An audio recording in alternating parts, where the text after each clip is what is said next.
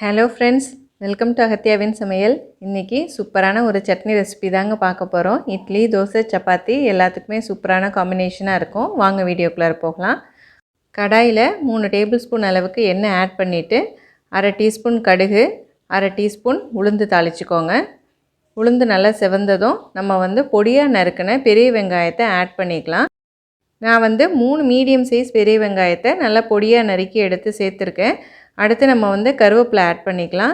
இப்போ இந்த வெங்காயம் நல்லா வதங்கணுங்க. நறுக்குன்னு இருக்கக்கூடாது. நல்லா இதை வதக்கி விடணும். சாஃப்டாக ஆகணுங்க. நீங்கள் தேவைப்பட்டது அப்படின்னா கொஞ்சம் உப்பு கூட சேர்த்து நல்லா வதக்கி விட்டுக்கலாம். பாருங்கள், வெங்காயம் நல்லா வதங்கி அதோட சைஸும் ரெடியூஸ் ஆகிடுச்சு. நல்லா சாஃப்டாக வந்திருக்குங்க. இப்போ காரத்துக்கு நான் 2 பச்சை மிளகாய் ஆட் பண்ணிக்கிறேன்.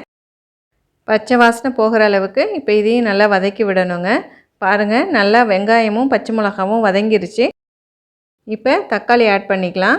நான் 2 மீடியம் சைஸ் தக்காளி எடுத்திருக்கேங்க.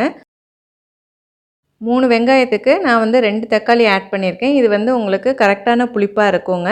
இப்போ இந்த தக்காளி நல்லா வதங்குற அளவுக்கு இதை நம்ம மீடியம் ஃப்ளேம்லேயே வச்சு வதக்கி விடணும்.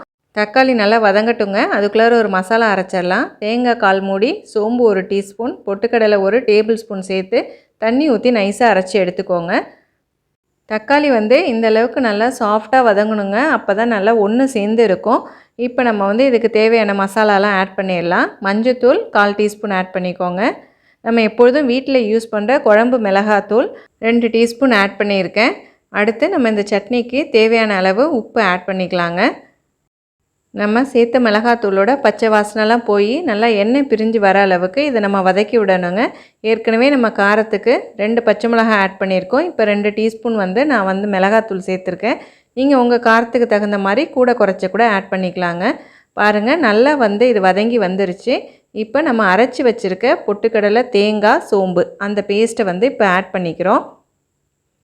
இப்போ இந்த சட்னிக்கு தேவையான அளவு தண்ணி நான் 2.5 டம்ளர் அளவுக்கு தண்ணி ஆட் பண்ணியிருக்கேங்க. ஏன்னா நம்ம இதில் பொட்டுக்கடலை சேர்த்துருக்கிறதுனால இதுக்கு திக்னஸ் கிடைக்கும்.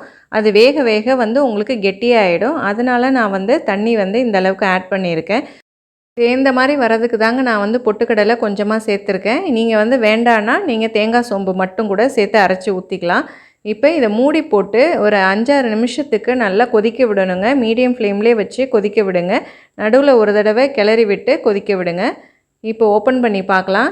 பாருங்கள், நல்லா எண்ணெய் பிரிஞ்சு நல்லா கலரும் மாறி இருக்குது. பெரிய அளவில் நம்ம எந்த மசாலாவும் சேர்த்து அரைச்சி ஊற்றலைங்க. ஆனால் இந்த சட்னி நல்லா இறால் குழம்பு டேஸ்ட்டில் சூப்பராக இருக்குங்க. இட்லி, தோசை, சப்பாத்திக்கு சாப்பிடும்போது நல்ல சூப்பரான காம்பினேஷனாக இருக்குங்க. பாருங்கள், நல்லா திக்காக இருக்குது. நான் எந்த அளவுக்கு தண்ணி ஊற்றினேன், இப்போ நல்லா கொதித்து திக்காக இருக்குது பாருங்கள். அவ்வளோதாங்க, சூப்பரான அரைச்சி விட்ட தக்காளி சட்னி ரெடி ஆகிடுச்சு. இந்த ரெசிப்பியை நீங்களும் உங்கள் வீட்டில் ட்ரை பண்ணி பாருங்கள். இந்த வீடியோ உங்களுக்கு பிடிச்சிருந்ததுன்னா என்னோடய சேனலை லைக் பண்ணுங்கள், ஷேர் பண்ணுங்கள், சப்ஸ்கிரைப் பண்ணுங்கள்.